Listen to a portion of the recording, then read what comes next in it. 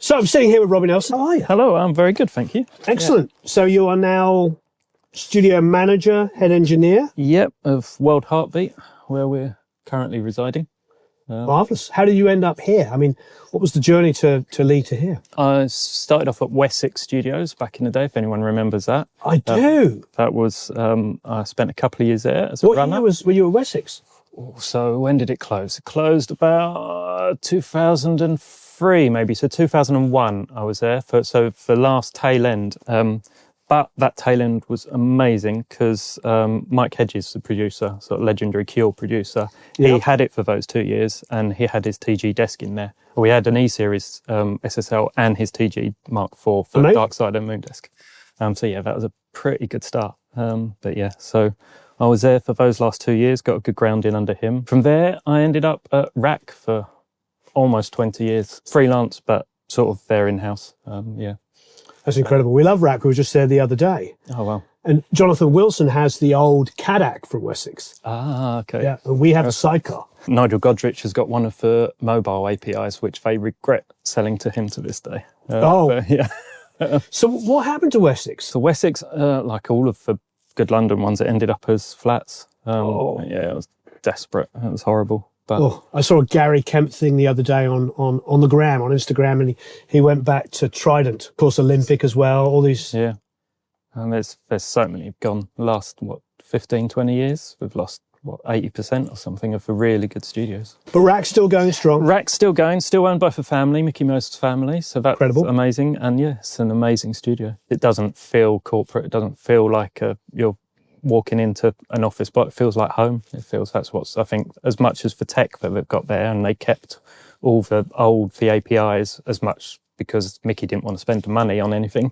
But that stood them in good stead because they came back around and the rooms felt amazing and it just felt like a home. It's very smart. Everybody in the 80s was selling their classic Neves and APIs and buying SSLs, which is nothing wrong with. No. We love SSL, don't get me wrong.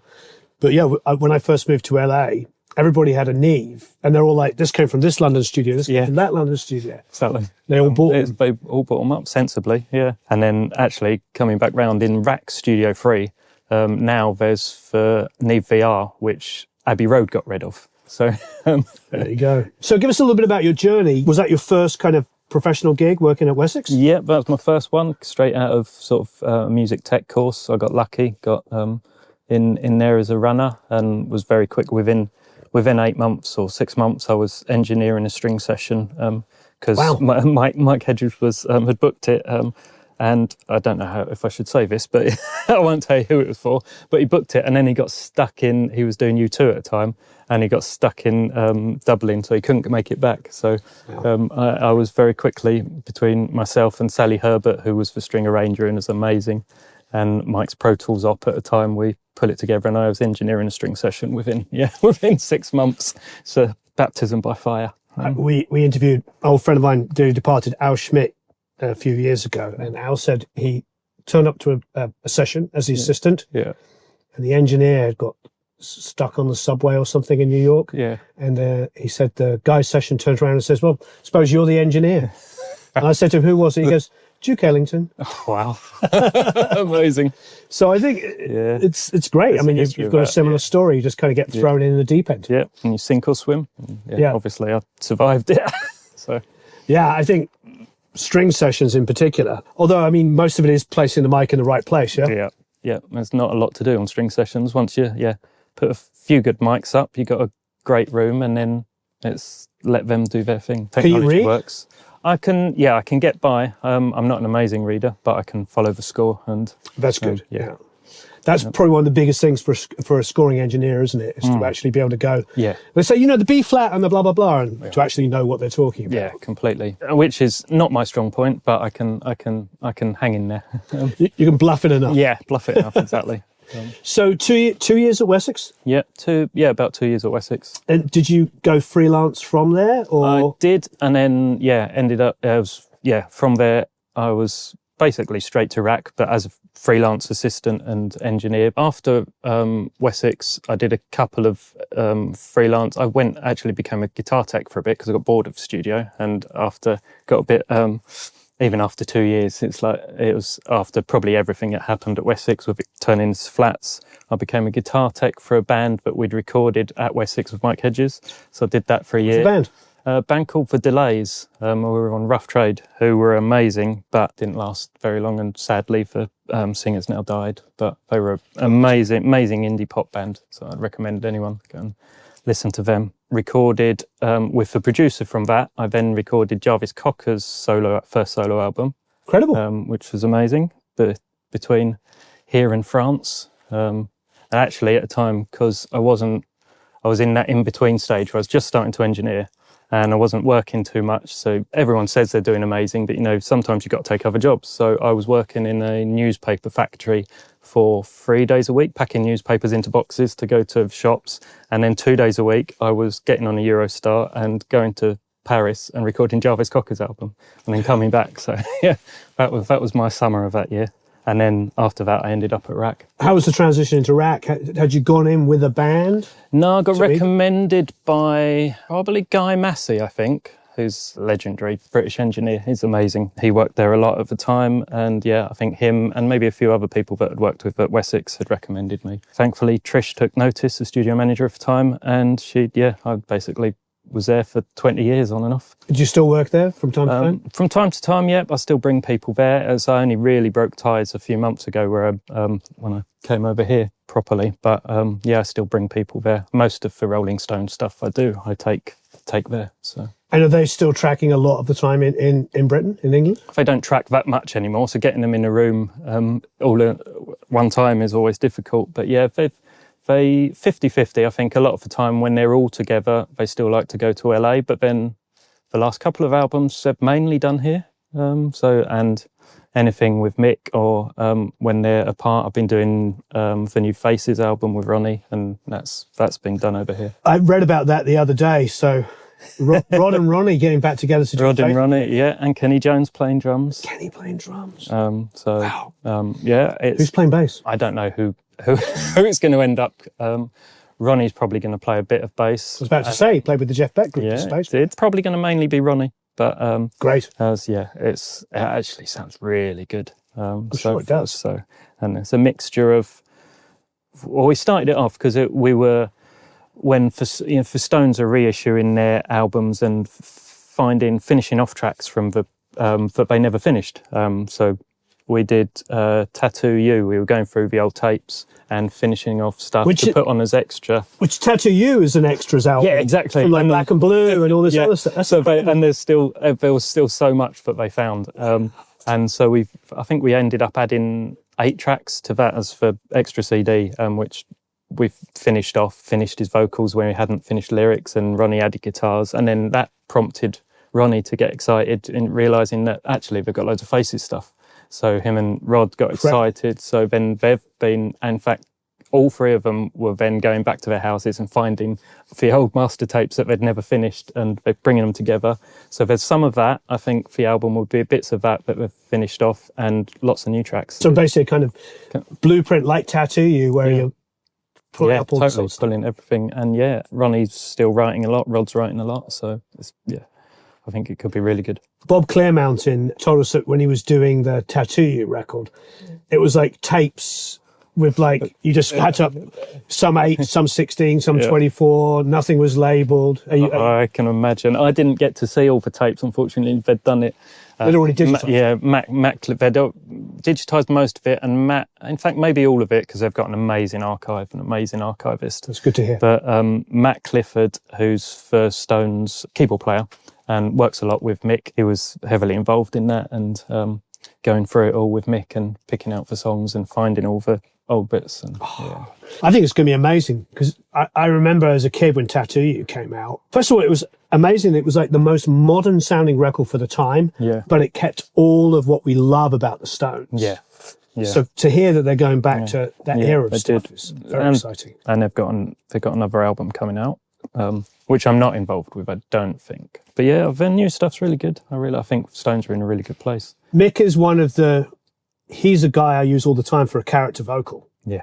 There's so much more to singing. And what's great is they grew up at a time when the blues was king. Yeah. it was all about the blues, and it's all about emotion, all about the character of the vocal. Yeah, completely. I mean, that's what they are at heart. They're a blues band, aren't they? They're not even a rock band. They're a blues jazz band.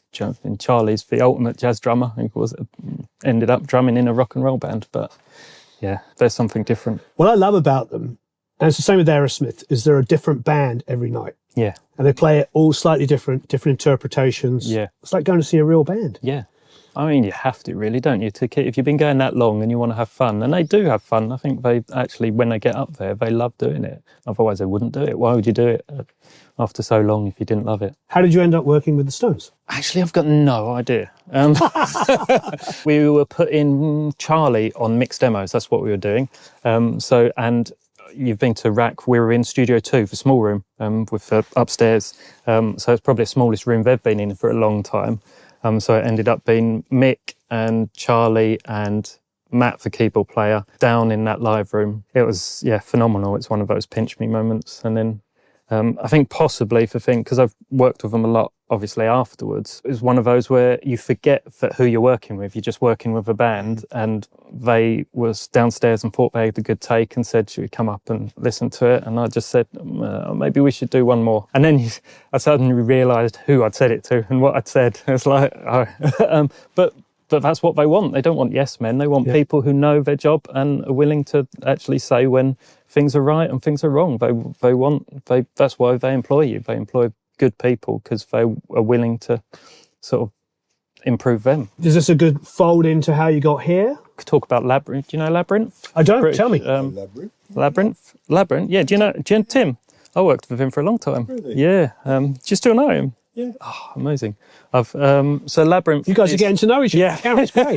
Well, it's all these connections. You know, everyone knows everyone, but you don't realise everyone knows everyone. So Labrinth is an amazing, probably the single most talented person I've ever worked with. Wow. Like proper genius level. If you imagine, he's basically a British Pharrell Williams, and he's one of those where he's a writer, a singer, producer, but he's mainly in LA now. So he did theme tune for the new Lion King that Beyonce sang, but he does a lot of soundtracks now. I went to LA, worked with him for 5 months in LA. There's a track called Misbehaving, which he flew me out to LA to mix because Apple potentially wanted to use it for one of their adverts, and it ended up on the Apple, one of their big keynote adverts. Mixing that as a story, it took me 3 days to mix a kick drum. It's one of those, you go down rabbit holes with people. See, some people, you go down rabbit holes and they don't know where they're going, and they try and going over and over and try and minutely do details that sometimes you can't hear. And it gets so frustrating, and you never want to work with those people again because you spend so long going down stupid rabbit holes that are sort of, to most people, won't matter at all. When Labrinth does that, when Tim does that, he knows exactly what he's doing. And so I would literally spend 3 days doing a kick drum. It drove me insane. And it was probably, from my end, it was probably fine after an hour. But he knew what he wanted, and he knew exactly where it wanted it to sit sonically between other things. So you go down these rabbit holes, but at the end of it, you've got something insanely brilliant and just amazing. But what track is this? There's a track called Misbehaving. Misbehaving. Okay. And it's kind of an opus. It's like 5 minutes long, and it's almost 3 tracks in one. And brilliant. Is it under his name, Labrinth? Yeah, it's under his name. Okay, I'm going to be listening to it later. Listen to it because it is brilliant. And a mix of that's probably my favourite mix I've ever done. Wherever he took it, it was amazing. I'd been string sessions. We'd been RAC doing a 30-piece string session, and he'd walk in and be listening to it while they're rehearsing or while they're recording a take, but you see him stop and his eyes glaze over and he's staring, and you know that he's thinking of another 2 parts that they're going to layer on after they've done this one, and he'll rewrite it and on the spot and give them a new part. And he's just one of those he's a musical savant. He's just insanely talented. So how long ago was that you were in LA doing this? That was probably 2018 maybe. I've been working with him since maybe about 2015 on and off. Haven't done anything for about a year.